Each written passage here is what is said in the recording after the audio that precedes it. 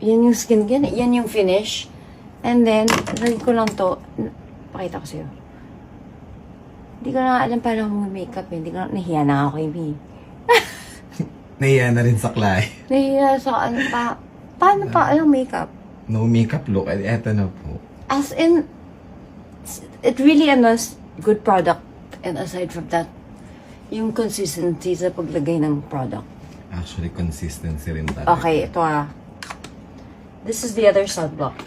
Na, alam ko naman siya before, pero parang dahil may tone up siya. So, kung ayoko. Kasi ito yung in-demand sa amin. Hindi ako mahilig sa tone up. Ang ginawa ko, serum na nilagay ko siya on top. Para akong nagkakaroon ng, and Powder. yung tone up, Parang nag-powder. since yung tone up niya, hindi yung, lalo na sa face kasi especially when I put the brush, hindi siya yung tone up na, para siyang, Nabe-blur na rin niya talaga. para naging porcelain. Nakakaiyak. Hindi ko alam paano ko i-explain kay May. Pagdating niya dito, mamaya, May, wala tayong gagawin. Grabe, It's watery siya, so you just have to blend it with your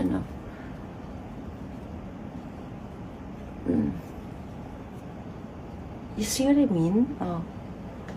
Bright na. Paano na yan? Ganda.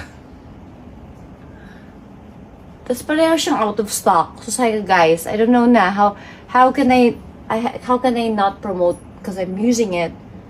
But at the same time, paano ko naman siya hindi gagamitin?